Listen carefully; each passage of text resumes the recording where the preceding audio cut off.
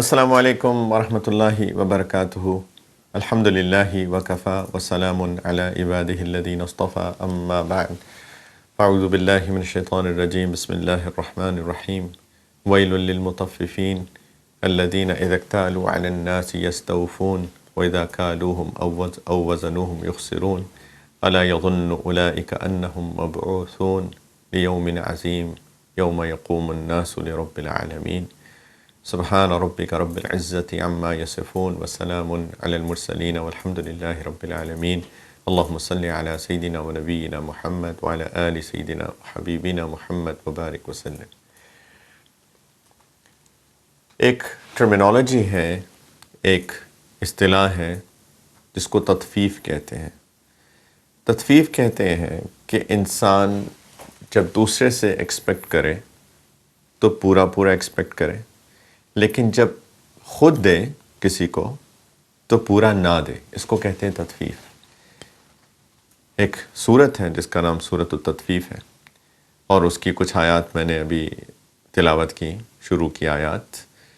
اللہ تعالیٰ نے فرمایا کہ ویل للمطففین، کہ وہ لوگ جو تطفیف کرتے ہیں ان کے لیے تباہی ہے، ان کے لیے ڈسٹرکشن ہے۔ یعنی اللہ تعالیٰ کی سخت ناراضگی ہے اس بات پر کہ لوگ تطفیف کریں۔ بیسیکلی سیلفشنس کی نشانی ہے کہ انسان سیلفش ہو، اپنا فائدہ سوچے۔ جب اپنی ایکسپیکٹیشن ہو اپنی ذات کے لیے دوسروں سے، تو انسان پوری ایکسپیکٹیشن رکھے، لیکن جو دوسروں کا ایکسپیکٹیشن ہے مجھ سے، ہم سے، تو ان کی ایکسپیکٹیشنز پہ پورا نہ اتریں۔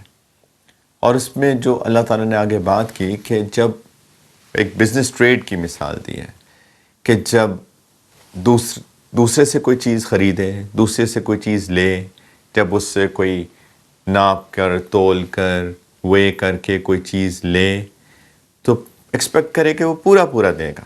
مثال کے طور پہ کہ میں نے چینی خریدنی ہے، شوگر خریدنی ہے، تو میں دکاندار کے پاس جاؤں اور دکاندار سے میں میک شور کروں کہ اگر میں نے 1 کلو گرام چینی خریدنی ہے تو پوری 1 کلو گرام وہ مجھے دے۔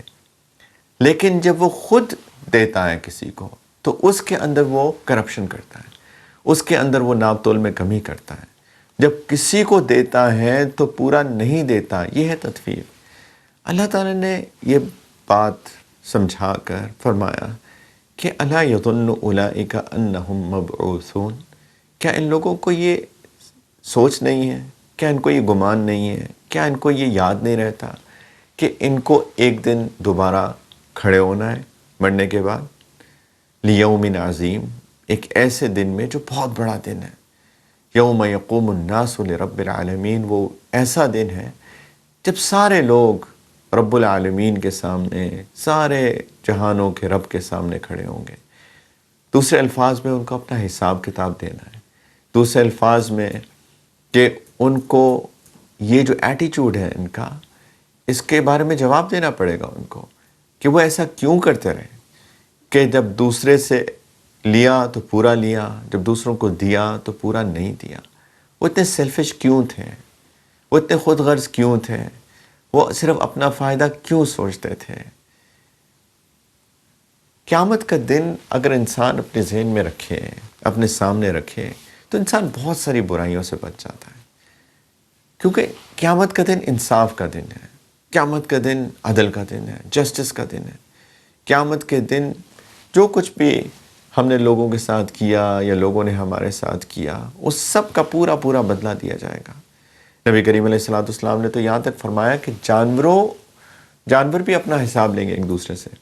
مثال کے طور پہ کہ 2 بکریاں تھیں، ایک بکری کے سینگ تھے اور ایک بکری کے سینگ نہیں تھے، تو جو سینگ والی بکری نے بغیر سینگ والی بکری کو جو مارا ہوگا وہ تو مار نہیں سکتی تھی، تو ان دونوں کو بھی کھڑا کیا جائے گا اور سینگ والی بکری بغیر سینگ والی بکری سے اپنا بدلہ لے گی، انصاف ہوگا۔ جانور بھی اپنا انصاف مانگیں گے، لیکن فرق انسان اور جانور میں یہ ہے کہ جانور جب ایک دوسرے سے بدلہ لے لیں گے ان کو دوبارہ مٹی بنا دیا جائے گا۔ اسی لیے تو وہ لوگ جو اللہ پر ایمان نہیں لائے تھے وہ اس دن تمنا کریں گے کاش میں بھی مٹی ہو جاتا۔ وَيَقُولُ الْكَافِرُ يَا لَيْتَنِي کنت ترابا، کہ کاش میں بھی مٹی ہوتا. تو قیامت کے دن کو سامنے رکھنا چاہیے. ہمارے بہت سارے ایشوز ٹھیک ہو جائیں گے اگر ہم قیامت کے دن کو اپنے سامنے رکھیں گے. تو پلیز تطفیف نہ کریں ہم لوگ، متفف نہ بنے ہم لوگ. اور یہ چیز صرف بائنگ سیلنگ میں نہیں ہے، جیسے میں نے عرض کیا کہ یہ تو ایک مثال ہے، یہ ریلیشن شپس میں بھی ہوتا ہے کہ میں اور آپ کسی ریلیشن شپ میں ہیں، کوئی ہمارا رشتہ ہے، تو آپ کے بھی کچھ حقوق ہیں، میرے بھی کچھ حقوق ہیں. تو میں چاہوں کہ جیسے میں چاہوں کہ میرے حق دیے جائیں، ویسے ہی میں یہ بھی چاہوں کہ میں آپ کے حقوق دوں. یہ ہے عدل، انصاف، احسان، اچھائی. نہ کہ یہ کہ میں اپنے حقوق تو سارے کے سارے ڈیمانڈ کروں لیکن آپ کے حق میں نہیں دیتا. اور اس کو اور بھی ایکسٹینڈ کریں تو کئی دفعہ دو ریلیشن شپس ہوتے ہیں. مثال کے طور پہ میرے دو بیٹے ہیں، اور ایک بیٹا میرا مجھے زیادہ پسند ہے کیونکہ وہ میری بات سنتا ہے، میرا ادب کرتا ہے، اور دوسرا بیٹا وہ شاید اتنا اچھا نہیں ہے، اتنا ادب نہیں کرتا. تو جب میں دینے کا معاملہ آئے، بیٹے تو میرے دونوں ہیں، ٹھیک ہے، ایک کو میں پسند زیادہ کرتا ہوں، دوسرا ہے تو میرا بیٹا، ظاہری بات ہے اس کو بھی پسند تو کرتا ہوں، لیکن ہو سکتا ہے کہ دونوں میں کچھ ڈفرینس ہو. لیکن میرے پاس دو گھر ہیں، میں چاہتا ہوں کہ اپنے بیٹوں کو دوں، تو میں دونوں گھر ایک بیٹے کو دے دوں اور دوسرے کو کچھ نہ دوں. یہ بھی تطفیف ہے. ایسا ہوتا ہے کہ لوگ اپنی زندگی کے اندر تحفہ دیتے ہیں اپنے بچوں کو، لیکن ایسا بھی ہوتا ہے کہ بیٹوں کو دے دیتے ہیں، بیٹیوں کو نہیں دیتے. یہ ظلم ہے، یہ بالکل ناانصافی ہے. اسی طریقے سے اور میں ایکسٹینڈ کروں اس چیز کو، ہمارے بچوں کی جب شادی ہوتی ہے تو اس کے کچھ ریلیشن شپس بنتے ہیں شادی کی وجہ سے، جن کو ان لاس کہتے ہیں، mother in law, father in لا. اگر آپ ان ٹرمینالوجیز پہ غور کریں، ان ریلیشن شپس پہ غور کریں کہ وہ فادر ان لا ہیں، مدر ان لا ہیں، رائٹ، باپ ہیں، والدہ ہیں. تو جس طرح اپنی والدہ سے محبت ہے، اپنے والد سے محبت ہے، اسی طریقے سے ان سے بھی محبت کی جائے. ہمارے دوہرے معیار ہیں بدقسمتی سے، کہ جس طریقے سے میں اپنی والدہ سے محبت کرتا ہوں، اپنی مدر ان لا جو ساس کہتے ہیں جس کو، اس طرح سے محبت ان سے نہیں ہوتی ہے. نہ لڑکے کو ہوتی ہے، نہ لڑکی کو ہوتی ہے. بدقسمتی سے وہ اپنی والدہ کے لیے ایک طرح سے سوچ رہی ہوتی ہے بچی، یا ایون شوہر جو ہوتا ہے وہ اپنی ساس کے لیے الگ طریقے سے سوچتا ہے، اپنی والدہ کے لیے الگ طریقے سے سوچتا ہے. شریعت دونوں کو والدین کا درجہ دے رہی ہے، سو مچ سو کہ وہ محرم بن جاتے ہیں، ان سے پردہ نہیں رہتا بچی کا، اور اس لڑکے کا اپنی ساس کے ساتھ پردہ نہیں رہتا. یہ اس چیز کی دلیل ہے کہ وہ والدہ ہیں، رائٹ. لیکن دونوں کو ایک طرح سے ٹریٹ کرنا، ان کو ایک طرح سے محبت دینا، ان کا ایک طرح سے خیال کرنا، یہ جسٹس ہے، یہ عدل ہے. ہمارے معاشرے میں یہ دیکھا گیا ہے کہ بچیاں جو ہیں، لڑکیاں جو ہیں، وہ دو ٹریٹمنٹس کی وجہ سے اپنا گھر خراب کرتی ہیں، رائٹ. اگر وہ اپنی ساس سے بھی اسی طریقے سے محبت کرتی ہیں جس طرح اپنی والدہ سے کرتی ہیں، اپنی شوہر کی بہن سے بھی اس طرح محبت کرتی ہیں جیسے اپنی بہن سے کرتی ہیں، رائٹ، جس کو نند کہتے ہیں، تو معاشرے کے اندر کتنی خوبصورتی آ جاتی ہے، کتنا پیار آتا معاشرے کے اندر. یہ تطفیف ہوتی ہے انسان کی گریڈ کی وجہ سے، لالچ کی وجہ سے. نبی کریم علیہ السلام نے ایک حدیث مبارکہ کے اندر، سنن نسائی کی حدیث ہے، سیدنا ابو ہریرہ رضی اللہ تعالیٰ عنہ سے روایت ہے، فرمایا نبی کریم علیہ السلام نے کہ لا یجتمع غبار فی سبیل اللہ ودخان جہنم فی جوف عبد ابدا، کہ انسان جب اللہ کے راستے میں نکلتا ہے تو جو مٹی اس کے اوپر آتی ہے، غبار اس کے اوپر آتا ہے، اور جہنم کا دھواں اس بندے کے پیٹ میں کبھی جمع نہیں ہوں گے. یعنی اللہ کے راستے میں جب وہ نکلا تو اس میں جو مٹی آئی اس کے پیٹ میں گئی، تو اللہ تعالیٰ اس کے پیٹ کو جہنم کے دھوئیں سے محفوظ رکھیں گے. اور فرمایا کہ وَلَا يَجْتَمِعُ الشُّحُّ وَالْإِيمَانُ فِي قَلْبِ عَبْدٍ أَبَدًا، کہ شح، گریڈ، لالچ اور ایمان ایک بندے کے دل میں دونوں جمع نہیں ہو سکتے ہیں. یعنی کہ یا ایمان ہوگا یا گریڈ ہوگی یا لالچ ہوگی، ایک چیز ہوگی. جب انسان کے دل میں ایمان ہو تو انسان کے دل میں لالچ نہیں ہو سکتی، وہ سیلفشنس نہیں آ سکتی، وہ گریڈ نہیں آ سکتی۔ یہ ایمان کی نشانی ہے کہ انسان سیلف لیس ہو، انسان دوسروں کے بارے میں بھی سوچے، دوسروں کو بھی اسی طرح ٹریٹ کرے جیسے کہ وہ چاہتا ہے کہ میرے ساتھ ٹریٹمنٹ ہو۔ اگر وہ چاہتا ہے کہ میری عزت ہو تو دوسروں کی بھی عزت کرے، اگر وہ چاہتا ہے کہ میرے ساتھ سچ بولا جائے تو دوسروں کے ساتھ بھی سچ بولے، اگر وہ چاہتا ہے کہ مجھے پورا پورا دیا جائے تو وہ دوسرے کو بھی پورا پورا دے، اگر وہ چاہتا ہے کہ میرے ساتھ کوئی بد زبانی نہ کرے تو وہ کسی اور کے ساتھ بھی بد زبانی نہ کرے۔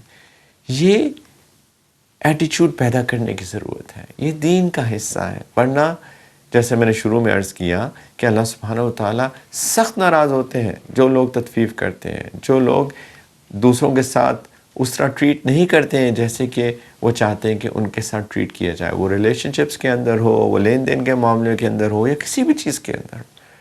صحابہ میں گریڈ بالکل نہیں تھا، بالکل۔ نبی کریم علیہ الصلوۃ والسلام نے ان کے دل سے وہ لالچ، وہ گریڈ ختم کر دیا تھا۔ ان کے دل میں دوسرے کی فکر تھی، دوسرے کی سوچ تھی، دوسرے کا خیال تھا۔ ایک بڑا مشہور واقعہ ہے، سیدنا عبد الرحمن بن عوف رضی اللہ تعالیٰ عنہ جو بہت بڑے تاجر تھے مکہ مکرمہ کے اندر، وہ جب تشریف لائے مدینہ منورہ ہجرت کر کے تو نبی کریم علیہ الصلوۃ والسلام نے، جیسے ہم میں سے اکثر جانتے ہیں، کہ مواخات کرائی، ایک بھائی چارہ کرایا، ایک میوچل بردر ہوڈ قائم کیا۔ ایک انصاری صحابی، مدینہ منورہ کے جو لوکل صحابہ تھے، ان کا بھائی چارہ کروایا، ان کو بھائی بھائی بنا دیا ایک مہاجر صحابی کے ساتھ۔ اور اس کی وجہ یہ تھی کیونکہ جتنے صحابہ رضی اللہ عنہم مکہ مکرمہ سے ہجرت کر کے مدینہ منورہ تشریف لا رہے تھے، وہ اپنا سب کچھ چھوڑ کے آ رہے تھے، ان کے پاس کچھ بھی نہیں تھا، بالکل خالی ہاتھ تھے، رائٹ؟ اور یہاں پہ آ کے ان کو سیٹل ہونا تھا، تو جو لوکل صحابہ تھے مدینہ منورہ کے رہنے والے، ان میں سے ایک کا بھائی بنا دیا کہ آپ اس کا خیال کریں، آپ ان کی ٹیک کیئر کریں۔ اور جس طریقے سے مدینہ منورہ کے لوکل صحابہ نے ان مہاجر صحابہ کو جو مائیگریٹ کر کے مکہ مکرمہ سے آ رہے تھے، جس طریقے سے ان کا خیال کیا، یہ ایک اپنی مثال آپ ہے، ہسٹری میں شاید ایسی مثال آپ کو نہ ملے۔ تو سیدنا عبد الرحمن بن عوف رضی اللہ تعالیٰ عنہ جو مہاجر صحابی تھے، جب وہ ہجرت کر کے مدینہ منورہ تشریف لائے تو ان کی مواخات کرائی، ان کو بھائی بنایا سیدنا سعد بن ربیع رضی اللہ تعالیٰ عنہ کے ساتھ، وہ بھی بہت بڑے تاجر تھے۔ تو اب سیدنا عبد الرحمن بن عوف سب کو چھوڑ کے آ گئے تھے، تو جب بھائی بنائے تو سیدنا سعد بن ربیع، اب دیکھیے ان کی قربانی، ان کا جذبہ صرف دیکھیے۔ انہوں نے کہا کہ میرے بھائی، آپ اپنا سب کچھ چھوڑ کے آ گئے ہیں، میرے پاس بہت مال ہے، میں بہت بڑا تاجر ہوں، بہت مال ہے، میں چاہتا ہوں میں اپنا آدھا مال آپ کو دے دوں۔ اب آپ سوچئے، آپ کو جتنا بھی مال ہو، آپ کے پاس اللہ نے مثال کے طور پہ 10 ملین دیا ہے، رائٹ؟ کون ہے جس کو 10 ملین ہو یا 100 ملین ہو، مثال کے طور پہ 100 ملین ہو میرے پاس، اور میں اپنے بھائی کو کہوں کہ جی 100 میں سے 50 ملین آپ کا، جبکہ میرے پاس ابھی 50 ملین بچا ہوا ہے، رائٹ؟ بہت بڑی رقم ہے 50 ملین، اور میرے پاس 100 تھے پہلے، میں کہوں کہ 100 میں نے کیا کرنے ہیں، 50 بھی بہت ہوتے ہیں، چلو 50 ہی میرا بھائی ہے، اس کو میں دے دیتا ہوں۔ ایسا جذبہ کہیں آج کل پایا جاتا ہے؟ اور انہوں نے یہ بھی کہا صرف اظہار کے لیے کہ آپ یہاں پہ کسی کو نہیں جانتے، آپ سے کون شادی کرے گا یہاں پر، کیونکہ اس کے لیے جان پہچان ضروری ہے، تو میری 2 بیویاں ہیں، اگر آپ چاہیں تو میں ایک کو طلاق دے دیتا ہوں، آپ ان میں سے، وہ جب ان کی عدت گزر جائے تو آپ ان سے نکاح کر لیں۔ یہ اب جذبات کا اظہار ہے۔ انہوں نے بھی اس کو قبول نہیں کیا، سیدنا عبد الرحمن بن عوف رضی اللہ تعالیٰ نے بھی اس کو قبول نہیں کیا، لیکن میں صرف محبت، جذبات، قربانی کے اظہار کی بات کر رہا ہوں۔ انہوں نے کہا کہ میرے بھائی، آپ کا مال آپ کو مبارک ہو، آپ کے گھر والے آپ کو مبارک ہو، میں تاجر آدمی ہوں، مجھے بتاؤ کہ بازار کدھر ہے، میں بازار جاؤں گا اور جو کچھ تھوڑا سا میرے پاس ہے اس سے تجارت کرتا ہوں۔ انہوں نے ان کو بازار کا راستہ دکھایا۔ اب وہ پہلے دن گئے، تجارت کی، جو بھی بائنگ سیلنگ کی، دن کے آخر میں ان کو تھوڑا سا منافع ہوا۔ اب آپ سوچئے کہ سب کچھ چھوڑ کے آئے، کچھ منافع ہوا، سوچ سکتے تھے کہ میں اب اس کو سیونگ کرنا شروع کرتا ہوں، دوبارہ سے بلڈ اپ کروں گا۔ اس منافع سے، اس پروفٹ سے گھر آنے سے پہلے گھر والوں کے لیے کچھ گھی، کچھ پنیر، کچھ چیز وہ گھر میں گروسری لے کے آ گئے. یہ ہے جذبہ، یہ دینی جذبہ ہے. یہ وہ جذبہ تھا جو نبی کریم علیہ الصلوۃ والسلام نے صحابہ کے دلوں میں پیدا کیا تھا. یہی ہے دین اسلام، یہ ہے دین فطرت. یہ جذبہ ہم بھی پیدا کریں، لوگوں کا خیال کرنے والا، لوگوں سے محبت کرنے والا، سب کے ساتھ برابری کا سلوک کرنے والا، انصاف کرنے والا، عدل کرنے والا. جو میں اپنے لیے ایکسپیکٹ کرتا ہوں وہی دوسروں کو دینے والا. انشاءاللہ جب یہ جذبہ پیدا ہوگا تو معاشرے کے اندر خوبصورتی آئے گی، محبت آئے گی. انشاءاللہ ایک چھوٹی سی بریک لیتے ہیں اور بریک کے بعد آپ کے کچھ سوالات کے جواب دیں گے. آپ اپنے سوالات ای میل کرتے رہیے deenفطرت@aryddigital.tv پر. یہ ای میل آپ کی اسکرین پہ نظر بھی آ رہا ہے. انشاءاللہ تھوڑی دیر بعد آپ کے سوالوں کے ساتھ حاضر ہوتے ہیں. السلام علیکم ورحمۃ اللہ وبرکاتہ. Welcome back. بریک کے بعد آپ کے سوالوں کے ساتھ حاضر ہیں. آپ اپنے سوالات ای میل کرتے رہیے deenفطرت@aryddigital.tv پر. آپ کو یہ ای میل ایڈریس اسکرین پہ نظر بھی آ رہا ہوگا. ایک سوال ہے اور بہت اہم سوال ہے، دلچسپ سوال ہے. ہم بات کر رہے ہیں تطفیف کے بارے میں کہ ہم جس طریقے سے ایکسپیکٹ کرتے ہیں دوسروں سے، اسی طریقے سے دوسروں کی ایکسپیکٹیشنز پوری بھی کریں. ایک سوال یہ آیا ہے کہ اگر مثال کے طور پہ کسی کے بیٹے کی شادی ہوتی ہے اور اس بیٹے کی جو بیوی ہے وہ چاہتی ہے کہ ہم ایک الگ گھر میں رہیں، الگ رہیں، کمبائنڈ فیملی سسٹم کے اندر نہ رہیں، تو پہلی بات تو یہ کیسا ہے؟ دوسرا، اس پہ ریاکشن کیسا ہونا چاہیے والدین کی طرف سے؟ تو میں اسی تطفیف کے حوالے سے یہ بات کرنا چاہتا ہوں کہ مثال کے طور پہ ایک والدہ ہیں، ان کے بیٹا ہے اور ان کی بیٹے کی بیوی نے یہ سوچا کہ میں اور میرے شوہر ایک الگ گھر میں رہیں تاکہ ایک پورے کمبائنڈ فیملی سسٹم کے اندر ہو سکتا ہے کہ کچھ پرابلمس ہوں، تو اس پرابلمس کا حل یہ ہے کہ اگر الگ گھر میں رہ لیا جائے. اور یہ والدہ ہو سکتا ہے بہت ناراض ہو اپنے بیٹے سے اور اپنی بہو سے کہ اس نے کیوں ڈیمانڈ کیا کہ الگ گھر میں رہا جائے. لیکن اب ان خاتون کی اپنی بیٹی وہ ان کو فون کرتی ہیں اور کہتی ہیں کہ میں کمبائنڈ فیملی سسٹم کے اندر رہتی ہوں اور میرے گھر کے اندر کچھ پرابلمس چل رہے ہیں. تو یہ ہو سکتا ہے کہ یہ خاتون اپنی بیٹی کو مشورہ دے کہ بیٹی آپ اپنے شوہر سے کہیں کہ الگ گھر میں رہتے ہیں. آپ سمجھ رہے ہیں میں کیا بات کر رہا ہوں؟ یہی خاتون اپنی بیٹی کو مشورہ دے رہی ہیں کہ چونکہ آپ کے گھر کے اندر پرابلم چل رہی ہیں، کمبائنڈ فیملی سسٹم میں بہت بڑا سسٹم ہے، اس میں کچھ ایشوز ہیں، تو آپ اپنے شوہر سے کہیں کہ الگ گھر لے کے رہ لیتے ہیں، یہ پرابلمس ختم ہو جائیں گی. لیکن انہی خاتون کے اپنے بیٹے کی بیوی اگر یہ بات کریں تو یہ اس پہ ناراض ہو رہی ہیں. اسی کو تو تطفیف کہتے ہیں کہ آپ ایک ایکسپیکٹیشن ہے آپ کی اپنی بیٹی کے لیے اور ایک دوسری ایکسپیکٹیشن ہے اپنے بیٹے کے لیے. اسی سے اللہ تعالیٰ ناراض ہوتے ہیں. یہ جو اللہ تعالیٰ نے سورۃ تطفیف کے شروع میں فرمایا وَيْلٌ لِّلْمُطَفِّفِينَ کہ تباہی ہے، بربادی ہے مطففین کے لیے، وہ لوگ جو تطفیف کرتے ہیں. یہ بھی ایک مثال ہے.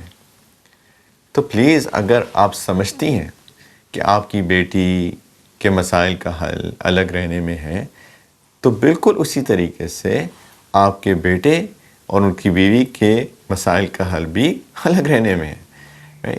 اور اس چیز کو بہت بڑا ایشو نہیں بنانا چاہیے پلیز. یہ ہماری ایک بہت بڑی پرابلم ہے کہ ہم نے ان چیزوں کو بہت بڑا ایشو بنا لیا ہے. جب ایک لڑکی شادی کر کے آتی ہے تو اس کے کچھ حقوق ہیں. وہ جو شوہر ہے جس کے ساتھ وہ شادی کر رہی ہے اس کے کچھ حقوق، اس کی کچھ ذمہ داریاں ہیں، اس کے کچھ حقوق ہیں. اور شریعت کہتی ہے کہ ان ذمہ داریوں میں سے ایک ذمہ داری اس کا نفقہ ہے، اس کے اوپر خرچ کرنا ہے، اس کے کپڑوں کا بندوبست، اس کے کھانے کا بندوبست، اور سکنا جس کو رہائش کہتے ہیں، وہ رہائش کا بندوبست کرنا بھی اس شوہر کی ذمہ داری ہے. نان، نفقہ، سکنا یہ شوہر کی ذمہ داری ہوتی ہے. یہ اس بیوی کا حق ہے کہ اس کو رہنے کی جگہ پرووائڈ کی جائے. دیکھیں اگر ہم ایک آئیڈیل اسلامی معاشرے کی بات کرتے ہیں، ہمارے کلچرز کے اندر بہت غیر اسلامی چیزیں ہو رہی ہیں بدقسمتی سے، لیکن میں بات کرتا ہوں کہ آئیڈیل اسلامک معاشرے کی. آئیڈیل اسلامک معاشرے کے اندر عورت کے اوپر اللہ تعالیٰ نے پردے کا انتظام، پردے کی ذمہ داری ڈالی ہے کہ وہ غیر محرم مردوں سے پردہ کرے. اگر وہ ایک کمبائنڈ فیملی سسٹم کے اندر آتی ہیں اور اس گھر کے اندر اس کے شوہر کے بھائی بھی رہتے ہیں جو کہ دیور ہیں یا جیٹھ ہیں، وہ اس کے نامحرم ہیں. اب یہ کیسے ممکن ہے ایک لڑکی کے لیے کہ وہ پردے کے ساتھ ایک کمبائنڈ فیملی سسٹم کے اندر رہ سکے؟ یہ ممکن ہی نہیں ہے. وہ ایک انسان ہے، اس کو گرمی لگتی ہے، وہ ہر وقت اپنے پردے میں نہیں رہ سکتی ہے. اس کو چاہیے کہ اس کے ایک ایسا انوائرمنٹ دیا جائے جہاں پہ وہ اپنی آسانی کے ساتھ رہ سکے، بغیر پردے کے رہ سکے، بغیر ہر وقت کے حجاب کے بغیر رہ سکے.